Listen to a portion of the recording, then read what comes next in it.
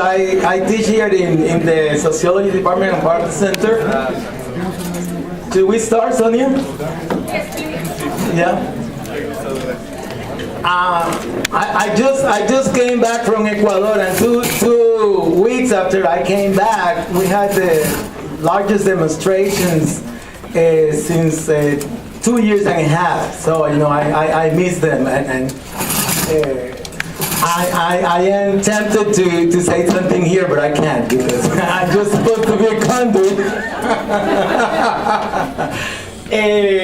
This is the panel called Latin American Protests in Global Context, and we're going to start with Rafael Huttner from the Universidad de San Marcos y Programa Democracia y Transformación Global, who's going to be speaking about water and anti-mining protests in Peru.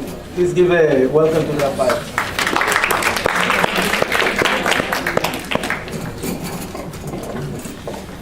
Buenas tardes, good afternoon. I do have to say that for me it's not that easy to speak in English for two reasons. It's not my first language and I'm used to speak very fast, and the combination of speaking very fast, not your first language, is not always working out that well. But let's see how it works. Yes? Well, I'm still a bit trying to process all of the presentation of Marisol, who I think was brilliant, but also very sophisticated, and I think mine is a bit more trying to talk about the same things but from a very concrete perspective. The title that I put to it is "This Democracy Ain't Democracy Anymore," which is something very curious because I heard a song from female social leaders from the north and the south of the country who don't know each other with the same title and with a text slightly different, but more or less saying the imposition of mining as a way of living, not as an economic activity, undermines or even destroys democracy. And what I found very interesting as well is to see this kind of languages like the songs as a way of theorizing and thinking about the realities people live. And I think it's one of the most elaborated things I have encountered in these 10 years of working with communities affected by mining. For me, this presentation here is actually the last stop of a quite intense series of activities, of dialogues within social movements, in between social movements and researchers in Lima, in El Cauca, in Colombia, in Quito, and now here.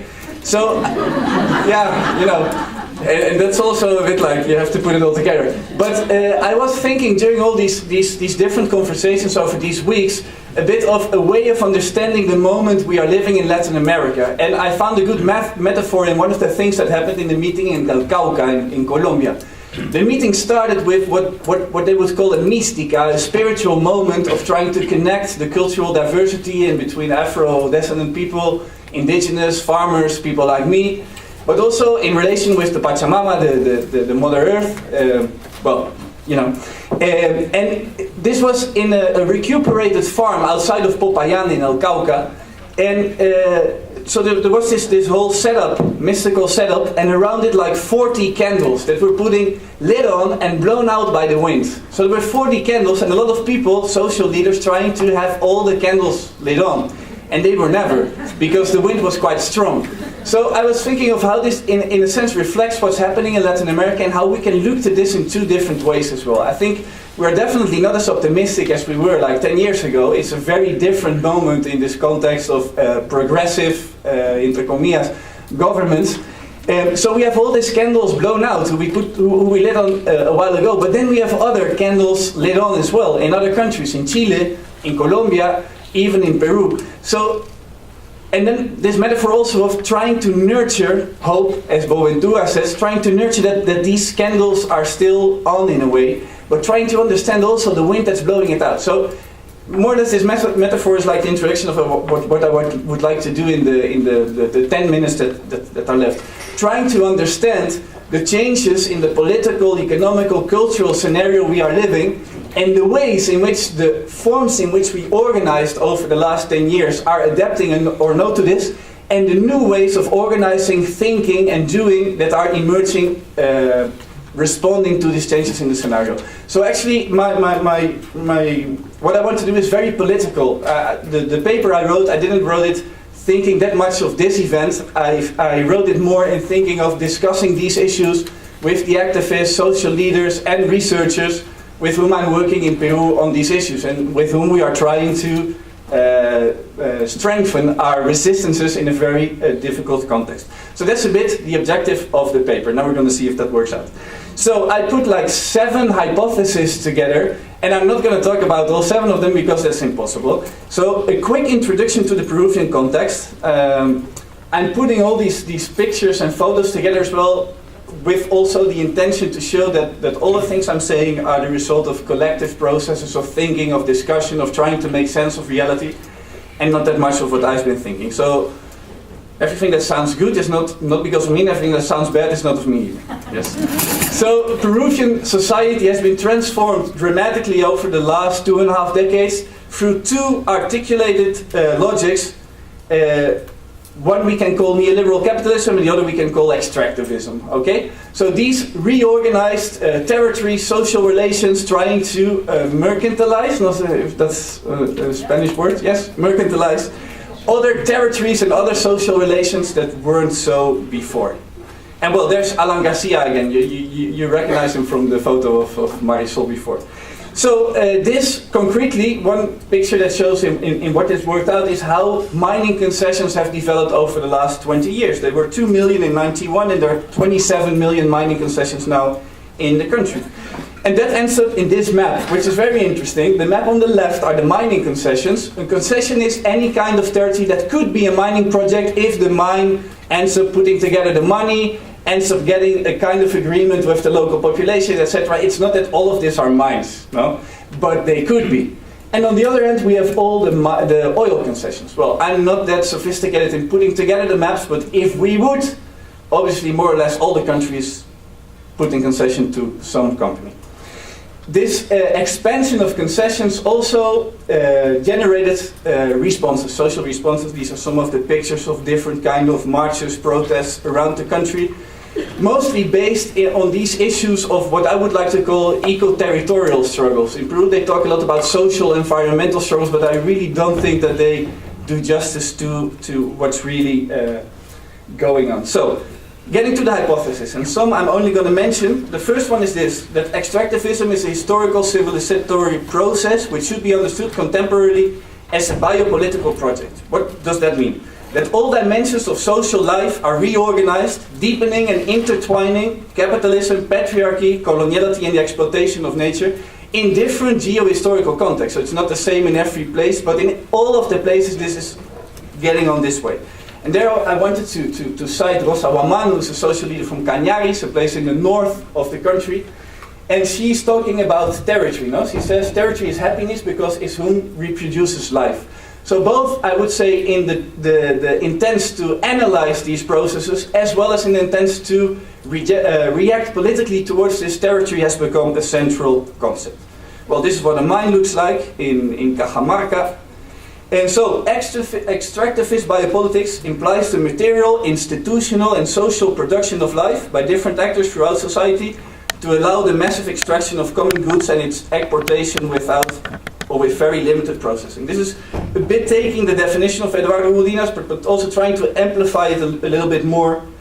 And well, in the paper I more or less distinguish like 6 different logics of this extractivist biopolitics, but now I don't have time to get into it, but you could read it in the paper.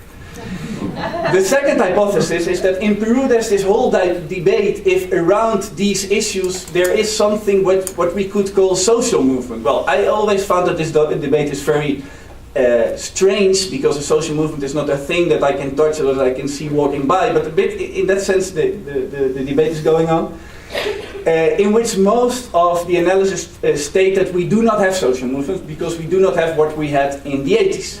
Well, my position, and from other people like Anthony Babington, Maria Elena Garcia, is that we do have a different kind of social movement, far more fragmented, but with processes of articulation, of accumulation in terms of programs, in terms of impact in society. But this has only been possible because of a series of transformations of how social organizations work in Peru. And I can't go into it too deeply because I want to go a bit more deeply into the next hypothesis. But it's very interesting to see how the local populations that didn't have any more strong national social organizations or political parties from the left, who were very strong in the 80s but disappeared during the civil war or the political conflict, or how we want to call it, found new ways of reconstructing politically their resistances. Crucial strategies there, which I'm just going to mention. The first one is that the regulatory organizations of social life, the market, the Ronda Campesina, who's like the Guardia Indígena, they administrate justice in the communities. La Ronda Campesina, the women organizations who are very dedicated to other kind of activities in these conflicts, become politicized and actually the crucial basis of resistance.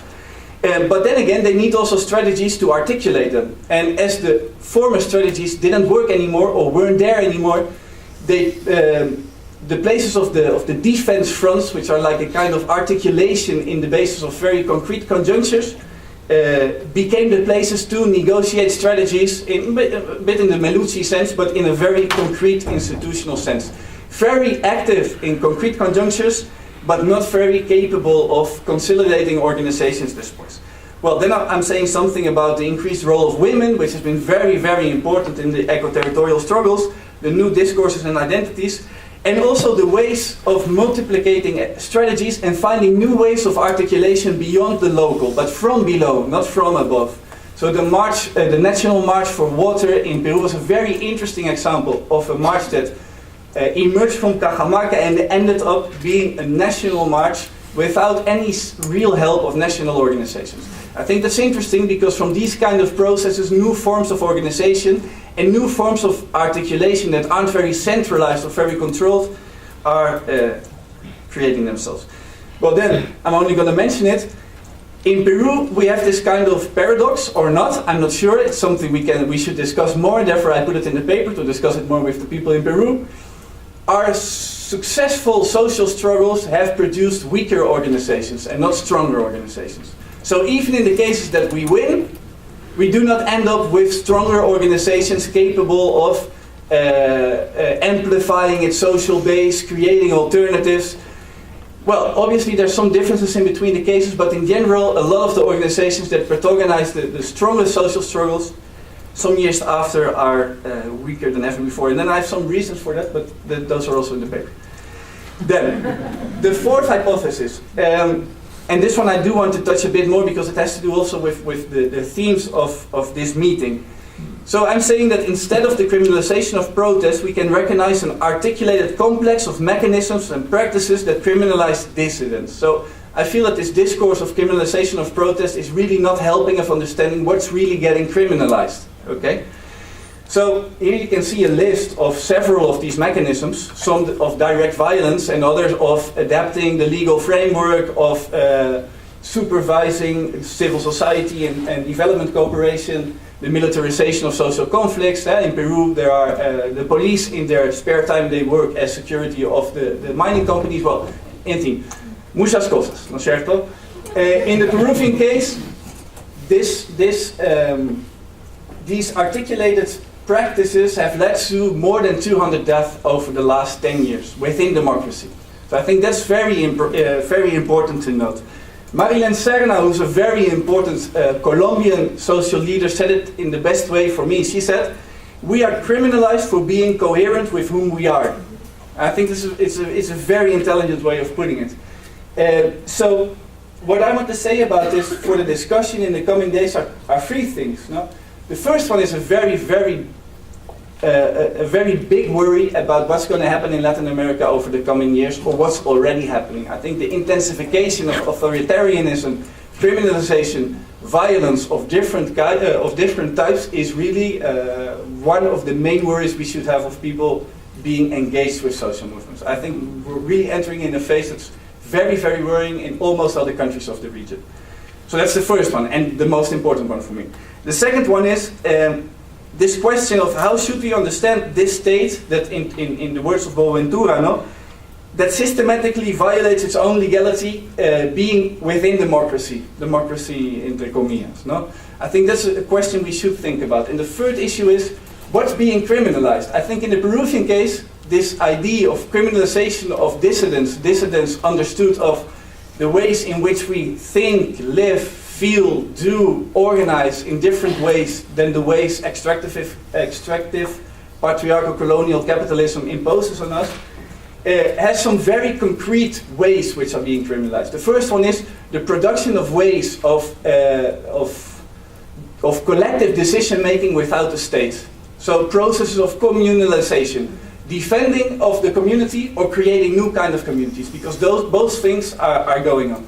And the other one has to do quite clearly for me with the new relations and discourses about the relations in between humanity and nature.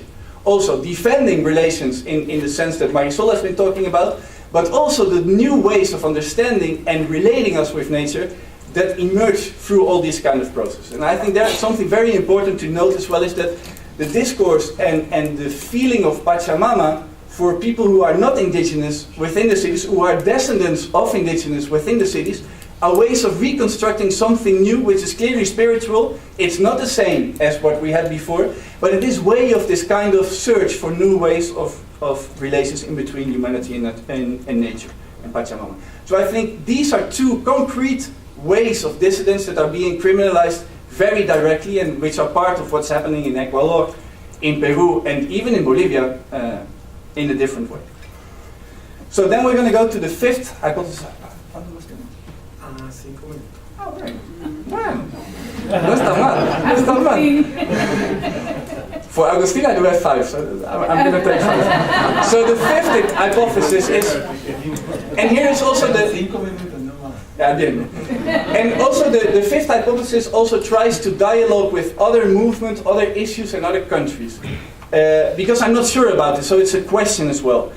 I'm saying that the fragmentation and multiplication of conflict in extractivist territories reflect the increasing complexity of extractivism. What we were talking about in dinner, in lunch, is that before it was quite easy. You had the population that was critical about mining or was against mining. And they were in conflict with the mine and the national government. And sometimes they were accompanied by the local government. So it was like one echte conflict. See? Nowadays, at least in Peru, we have like 7, 8 different kind of conflicts which are intertwined, mixed, overlapping, and a lot of them are also conflicts in between the people. So I put on a list of several ways in which this idea of the extractivism and the resistance against extractivism and the conflicts around it have fragmented and have been more complex, are increasingly complex. So one has to do with the expansion of mining in the context of ecological crisis. In the whole region, the pretensions of expansion of mining are enormous. Second one, very important, is the geopolitical dimension. The entrance of specifically China, but also India and Brazil within the conflicts really changes the logics of conflicts and also changes the kind of ways in which politics operates. Third one has to do with the extractivist and neoliberal counter-reform by nationalist government in the Peruvian case, or the progressive governments in Ecuador and Bolivia. In the case of extractivism, it's very clear that we have a really counter-reform that creates legal frameworks that are far more favorable to these extractive activities than before. Then we have the informal mining in Peru and the cooperativist mining in Bolivia, which is the mining done by the people themselves in different ways. Not the big companies, other kind of conflict. We want to do the mining, not the company. Huh? In Bolivia, we already have death due to these kind of conflicts. Then we have the pro-extractivist mobilizations. As the conflicts has become stronger and have paralyzed some mining projects, in the Peruvian case in between 10 and 15, including the biggest one, we have more populations who are mobilizing in favor of extractivism. Still not that strong, but I foresee that it will be stronger. And then one that I want to mention specifically, I think Mexico is the case where we can see this the clearest, and Colombia historically. These kind of territorial disputes in between different kind of economies, illegal economies, grey economies, white economies, and social movements, and that are getting also increasingly a more violent character. First, he went very quickly from 5 to 1 minute. So then, the alternatives, because all of this might sound quite pessimistic, and it's true that we are in a very difficult context. What I wanted to say is that I see in the sixth hypothesis I'm trying to interact with two concepts that can allow strategic political thinking in this context. So one has to do with transiciones, which is the idea of transitions that Eduardo Gudinas has worked out a lot, which is very interesting because it allows to engage in political debate within the political arena. But then again, I think it fails a clear idea of who are the political subjects of this, what kind of power relations do we need for this, and the idea of the grietas, the cracks of John Holloway. No? And I'm not that much engaging with the whole theoretical basis of this because I know that there's a whole debate and things we can say in favor and against. But the ideas of political strategies around these two ideas, the transitions as a kind of political politics of short term, but also a generatory politics of more radical reform in adelante, and the grietas as the places of prefigurative politics of resistance, of defense of territory in concrete places. And I'm gonna try to wrap it up. So one of the things we should talk about is how do these two dimensions interact? How do they relate? Because I think that in a lot of the political transformations that even in the Peruvian case we have accomplished, and there's the whole list, I think there's a mixture of both. But I can't say much about it. So what I want to stop with is also for the political discussion and for the discussion for tomorrow is that in a sense I feel that in the transformations of the historic social organizations there are strong limitations of finding new ways of doing politics, of finding new identities, new discourses to reinvent themselves in this scenario. So I'm not sure if these will be the vehicles of political transformation in the new period. And the clearest example of this is that all national social organizations, including the strongest ones like the MST and the CONAIE in Ecuador, are going through periods of deep crisis or in todo caso the necessity of rethink themselves. On the same hand, I think that both from the local, rural levels, but also in the cities, there are emerging new kind of languages, practices, horizons of change, and new or renovated struggles. And I think in them we can recognize maybe three narratives that are getting intertwined, if that's a word, and that have a Three narratives is going to take you into another 3 years. I'm just going to mention them. or do you want me to stop without mentioning them? Listo. Entonces, some three ideas I think that we have to think about a bit more. The first one has to do with the relations with nature. I talked about it already. The second narrative is the one of self-determination, individual and collective. And I think there's a kind of dialogue possible that we have to explore more. And the third one is spirituality. The search for sense in a world that's losing sense quicker and quicker. So I think that these are spaces we have to explore more. And therefore, and that's the last thing I'm going to say, we have to ask ourselves what kind of knowledges, research practices, languages and relations with transformatory subjects we do need. And I put a picture of myself with a group of people with whom we do research in a participatory way. And you can barely tell who you are then. And using other kind of ways of constructing knowledge, as in this case the participatory wall painting, and which is really a way of getting more into the kind of subjective changes going on. Well, thank you very much.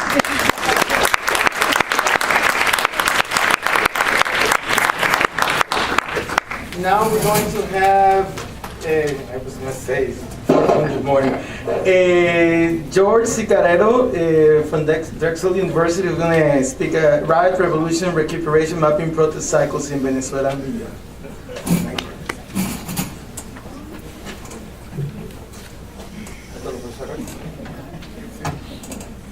Sorry, you could just keep looking at his pictures because I don't have pictures for you, sadly.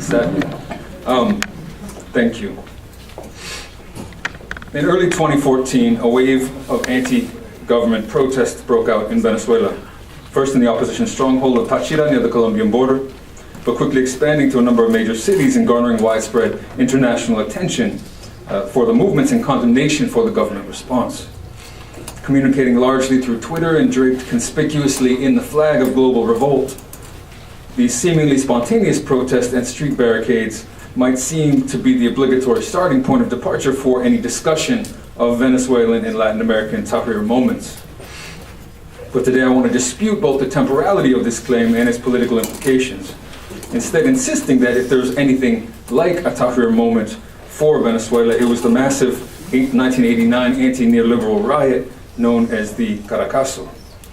But what strange chronology is reflected in the suggestion that Venezuela's Caracazo constituted a Tahrir moment some 2 decades before the fact. Semantics aside, one could argue that Tahrir was instead that symbolic moment when the smoldering global anti-neoliberal backlash landed in Cairo.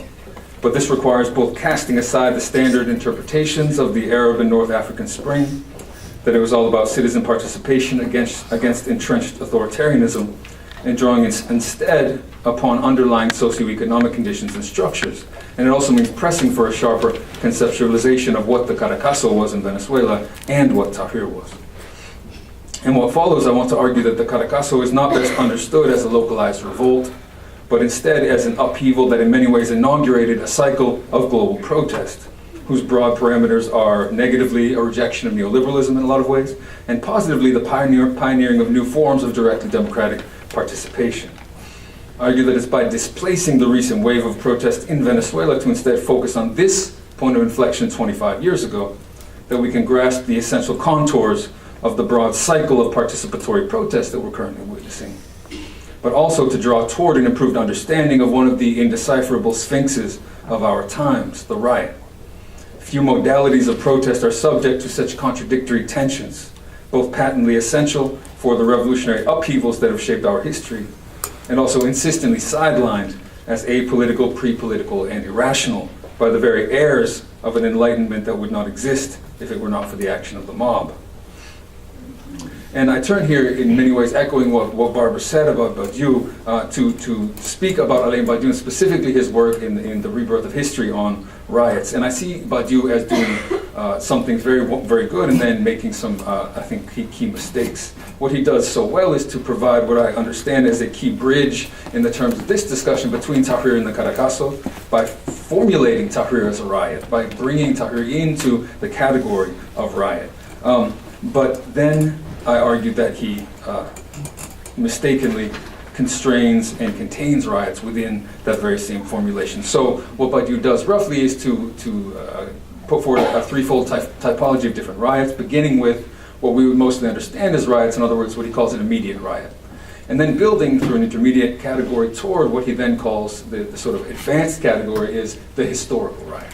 And when you look at the characteristics of the historical riot as Alain Badiou defines them, they are derived almost directly and in an unalloyed way from the experience of Tahrir. In other words, three defining characteristics of a historical riot for Badiou. Quote, "A riot becomes historical when its localization ceases to be limited, but grounds in the occupied space the promise of a new long-term temporality. Secondly, when its composition stops being uniform, but gradually outlines a unified representation in mosaic form of all the people. And thirdly, when finally the negative growling of pure rebellion is succeeded by the assertion of a shared demand whose satisfaction confers an initial meaning on the word victory." In other words, 1, space, the occupation of space in time; 2, the unification of a conception of the people; and 3, the unification of what constitutes a shared victory. Tahrir is thus not a moment at all for Badiou, but the reaching out of fidelity to that moment toward the horizon of the idea with a capital I. Its institutionalization in time and in space, and if not political organization, then at least its possibility. If the virtue of Badiou is to bring Tahrir into the category of the riot and to vindicate the opening in history that riots often represent, this virtue itself becomes a vice. Firstly, what I argue in the paper is that he makes the kind of the historical error of claiming that Tahrir constitutes, this is in an interview, a more recent interview, that it constitutes the opening of a new historical sequence.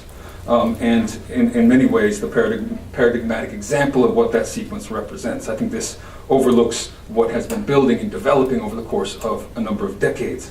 Secondly, and more seriously though, I think that by deriving the historical riot so directly from the experience of Tahrir, he reproduces in a lot of ways this traditional rejection of the riot, rejection of the mob, rejection of this irrationality of these forms of political action. Because what he's insisting on is the extending of the riot forward into the future, but also in many ways specifying certain forms that should take.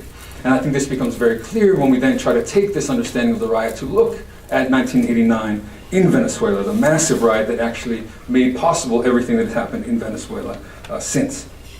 And if we think in terms of the threefold understanding of what constitutes a historical riot for Badiou, the first one being space, the Caracazo didn't really occupy space. It was a really unmediated and what he would call an immediate riot, even though it lasted nearly a week, which is kind of incredible for an immediate riot. But the conception of continuity in time really needs to be stretched, I argue, across much longer historical chains for Badiou's formulation to fit. Its extension in time for more than a week is incredible, given its character as a pure riot. And within the fertile space of the streets, filaments began to stretch, reach out, connect, and draw together. Understood in terms of the still longer temporality of months and years, these connections did in fact generate a popular institutionalization in the space in the form of barrio assemblies, which eventually generated what has come to be known as communal councils. But this doesn't fit in the very narrow understanding of the first element of Badiou's analysis. The second one, the claim in the putting forth of a conception of a unified people, you could argue that it fits a little better, but it's a much longer historical vision. It's understood best in a kind of counter-hegemonic way, because it's really one conception of the people being posed as a fragment, almost in a Rancierian way, but also through people like Enrique Dussel, you can see it against this other conception, traditional conception of the people. The third, in terms of this unifying demand through which victory is conceived, again, this really needs to be stretched if we're trying to understand the relationship between 1989 and what has happened since. It has to be stretched over months and years, because we find direct and sort of spontaneous, unmediated opposition to a neoliberal reform package first. But in the streets, you find this demand itself becoming unified, constituting itself as a demand, but then also radicalizing into more significant demands. The fall of the government, the eventual destruction of the two-party system, and ultimately the unspecified demand for a new form of both participatory democracy and socialism. To turn toward the present, toward the 2014 protest, I engage with the use of the idea of repertoires of protest by Alejandro Velasco, who some of you may know. He's got a book coming out about urban popular movements in Venezuela. It's very good, called Barrio Rising. It will be coming out, I think, this year. But he uses the idea of combative repertoires of protest, and he did use it, in presentations around the time of these protests in 2014 to explain what was going on, and to explain two things in particular. Firstly, their continuity, the idea that suddenly in February of 2014, it wasn't that suddenly people were protesting in Venezuela. Velasco argues that people constantly and protest every day, every week, all across Venezuela. Just simply that these protests appeared differently for very specific reasons, class reasons, the use of Twitter, the distinction marked with regard to the everyday protests by generally poor people, and especially barrios, the street blockades to make certain demands. But the more important distinction he draws is that this continuity of combative street protests in Venezuela has a specific orientation toward power. And Velasco argues that, he calls it a protest ante el gobierno instead of anti el gobierno. Protest before the government to make certain demands, as opposed to what you could call more insurrectionary movements against the government. Now, I think this is a very powerful framework. He knows that I disagree with him about it, because I think it's very unified throughout time, whereas I think you have moments in Venezuela around in 1989 and 92 where more people, in a relative sense, are willing to take action against the government. But I do think what you did see very clearly in the protests in early 2014 in Venezuela was the fact that many people who did not even support the government of Maduro did not take to the streets to protest it, because they saw it as an insurrectionary, anti-governmental movement, when they said, well, we didn't win this election, but it was an election, and it was legitimate. And so I want to push back a little bit on the kind of the unified, specific political orientation that Velasco grants to this idea, and then I want to add to it the idea of the sort of parallel trajectory alongside this continuity of repertoires of protest in Venezuela, which is the tendency, and this overlaps with things that people have said already, a tendency toward the historical co-optation of protest repertoires. And this is a global phenomenon. These protests in Venezuela in 2014, part of their self-presentation was precisely to say, this is a spontaneous movement. And yet, when we begin to dissect them and understand where they come from, you start to realize it's not so spontaneous, and there's a reason they have to present themselves as spontaneous.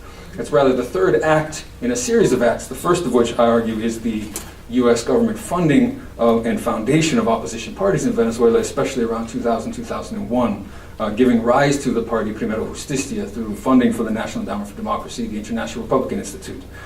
This party Primero Justicia splits in more recent years, and so that both of the major opposition leaders in Venezuela come out of this single party, which was essentially a creation of the US State Department.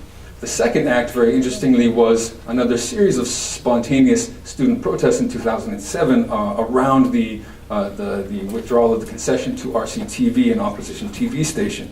At that time, very similarly, you had the emergence of protests. You had the insistence that they were apolitical, unconnected to political parties, although we all kind of knew at the time that they were, and there were very clear signs of this. You had recorded phone calls with opposition leaders saying, well, we can't make it look like we're controlling these protests because that will discredit them. And then after those protests, 2007, you had all of these student leaders joining opposition political parties. This is the third sort of stage of that act, but what's going on the whole time, and this is really the key, is that you have a global network of nonviolence protest training. And this is connecting Serbia, this is connecting some of the groups that are operating in different countries. Institutions like the Albert Einstein Institution, which is founded by Gene Sharp, a theorist of nonviolence, that go around and train people, regardless of political orientation, to use nonviolent methods of civil disobedience in an effort to destabilize governments.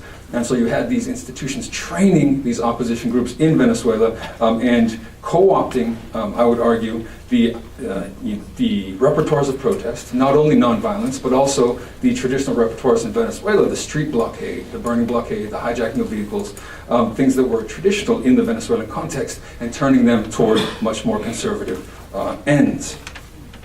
To turn away from, then, these protests in early 2014 and turn our sort of, in a gesture of fidelity to Tahrir, I argue we need to turn our attention back to this longer cycle and to ask the question, which is kind of a paradoxical question, which is also the paradoxical question of Venezuela today, which is what happens to Tahrir in government? Can there be such a thing as a riot state, a political administration that is truly faithful to the event in Badiouian terms? To even begin to address the question requires that we stretch Badiou's analysis, because the effect of that analysis, as I've shown, is to instead sever the chains necessary for grasping that history. We need instead to tie the riot and the political event, more broadly speaking, to identity and collective memory in a way that is more lasting and sustainable, even beyond the extent and temporality of the historical riot. Once we do so in the context of contemporary Venezuela, we both realize very quickly that there's nothing historic in the Badiouian sense about the recent wave of protests, and that the only history they contain is a history to be dug up and revealed of the strategic recuperation of protests by the Latin American far right, and the increasingly clear links every day of connections between these movement leaders and Uribe in Colombia are no accident. We turn instead to both the development and consolidation of Chavista political identity on the one hand, and the institutionalization of that identity in the current process of communization on the other. According to the former commune minister and recently named culture minister, Reynaldo Turiza, those comprising the Chavista subject of subjects share not only a class origin, but as he puts it, a common experience of politicization, a baptism by fire that incorporated the act of rebellion into the political. In other words, the rebellion in 1989, the attempted coup in 1992, into a long chain of events. The emergence of Chavismo here, echoing Badiou, constitutes a political event that creates the possibility for changes. It's this political identity, among others, popular identity, gendered identity, racial, ethnic, class identity, that explains the longevity of the process of change in Venezuela, but one which was punctuated by other moments, events of rebellion and resistance, especially the 2002 coup, the oil lockout later that year, all of which have steeled revolutionary identity. If Chavismo as a political identity has been peculiar for its ability to, as Turiza puts it, to incorporate the act of rebellion into the political, the form of that incorporation differs over times and has leapt forward in the space between movements and the state. The Barrio Assemblies of the 90s generated the institutionalization of communal councils in 2006. and popular efforts to consolidate communal power from below have seen the formal consolidation of councils into ever larger units, first communes and then communal cities, that bring together self-managed councils and in both the political and the economic terrains. This tense unity of opposites that Iturriza poses as rebellion versus / within the political was described by one inspiring militant intellectual, the late guerrilla comandante Kleber Ramirez Rojas, as a similarly tense government of popular insurgency. But if anchoring political transformation to the riot through such extended dialectical chains evades the explanatory dead end of Badiou's typology, it also confronts inevitable dangers at the boundary of collective memory. Even the most painful or glorious memories fade, and with them the stability of those invisible fibers that bind political identity in time. With the loosening or collapse of those ties of collective memory, there emerges the risk that the radical repertoires, cynically masking themselves, sometimes quite literally so, in the tactical trappings of the poor, will again step in and attempt to seize the reins. Thank you.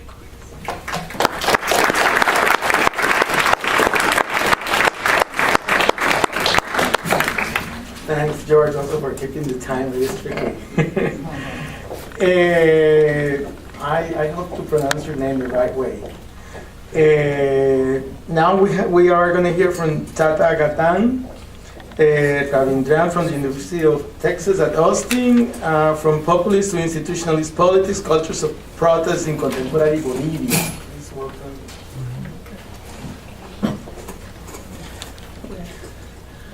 First of all, thank you everyone, and thank you for pronouncing my name right. Very few people who can do that, and I would also like to thank Charlie for informing me about this conference, and Sonia for inviting me, and the edited volume which you and Dr. Escobar did was one of the first books I read on Latin America from the other part of the world. And now both of them are in front of me, and that's great. So, and I'm more excited to be speaking on Bolivia, because any conference on protests should include Bolivia, because Bolivia is one place where acts of protest have been the protagonists of social and political transformation. I remember reading an article long back which said, in Bolivia, social movements are the most powerful on earth. So, I'll read the paper. Massive mobilizations against neoliberalism and the deepening of structural racial and class